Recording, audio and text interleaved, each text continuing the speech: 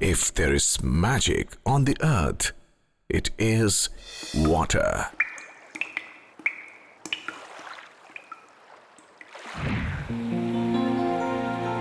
Next to air, water is the most vital substance required to sustain life.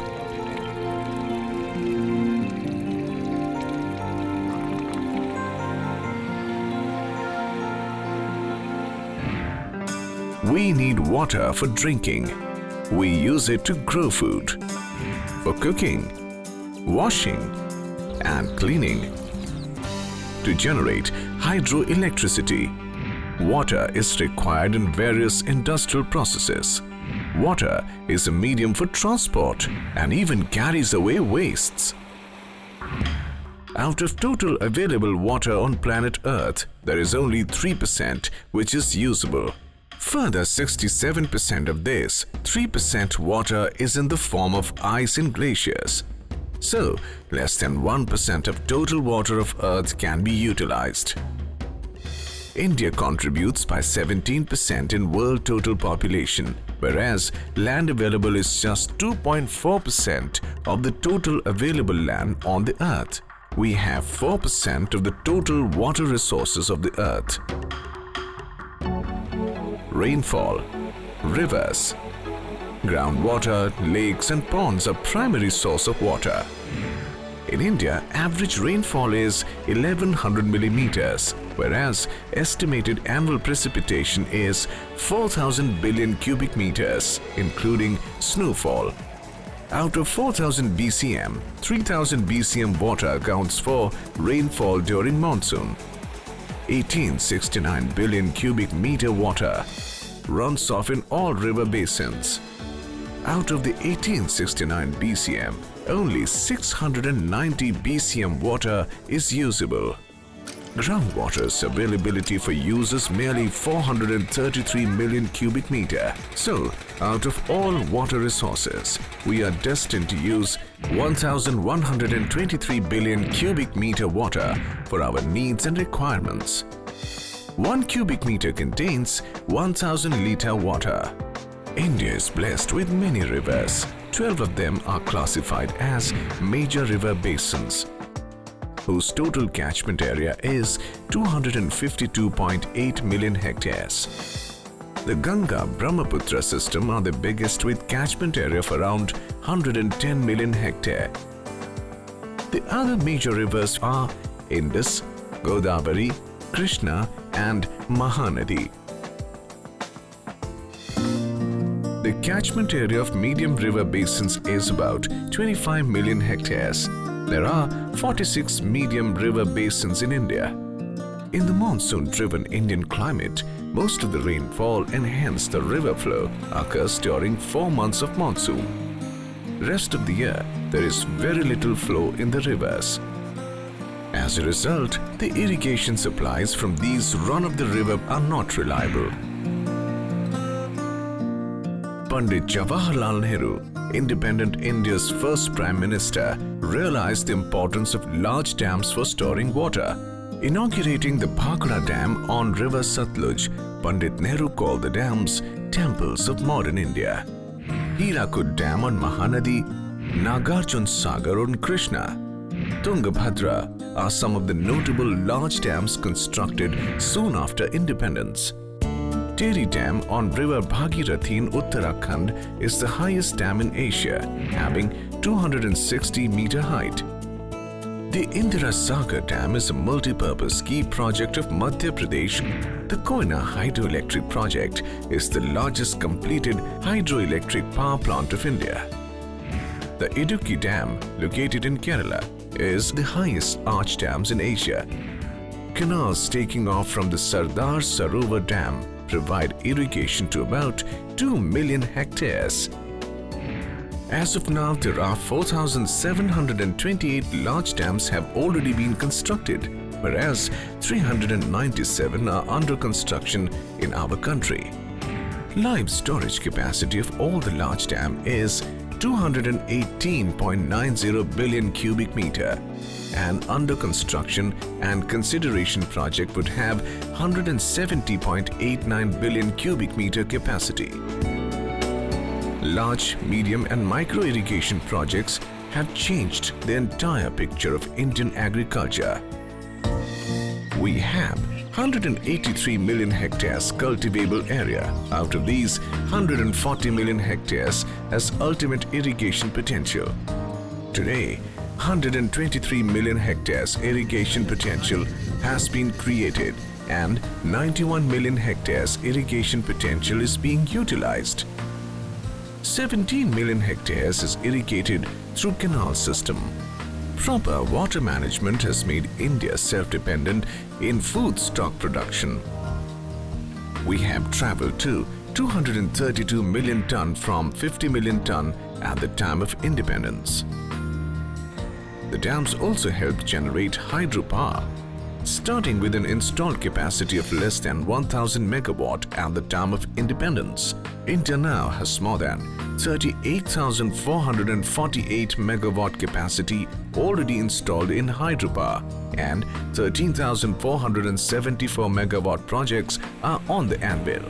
1,48,700 megawatt hydropower potential is assessed through all water resources. The large dams provide protection from floods by storing water during the flood to be released slowly after the flood wave subsides. Although India has built a large number of dams, the per capita storage capacity in India is still very small compared to many other countries. It is necessary to build all the possible storages and even increase the height of existing dams to increase their capacity. Impressive as all this progress is, there was a price to it. Displacement of people is the most worrisome part of the construction of storage reservoir. To counter these, India has enacted legislation and has placed in position systems that are one of the most stringent anywhere in the world. The best example of excellent resettlement and rehabilitation work is the Tehri Dam. The residents of Old Town got themselves a swamped new Tehri Town.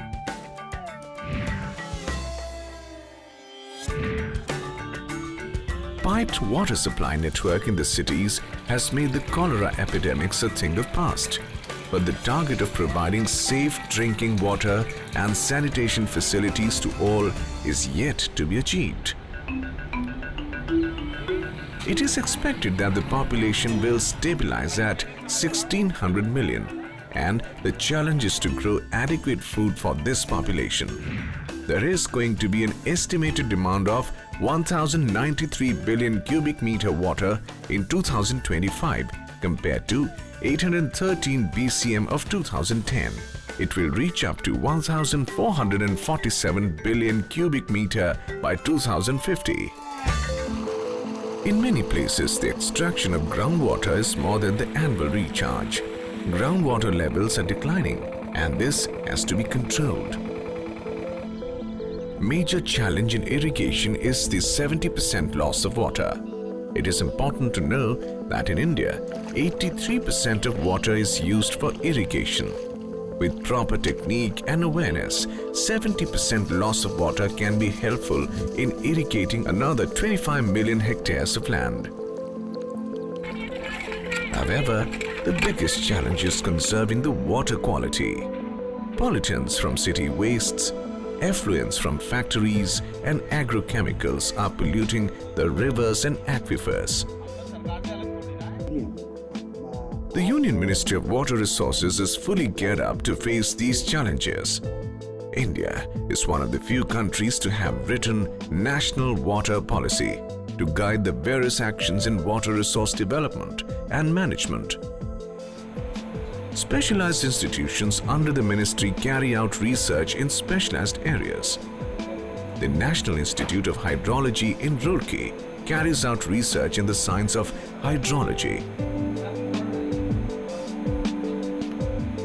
The Central Soil and Materials Research Station at New Delhi conducts research in construction materials, and geotechnical engineering.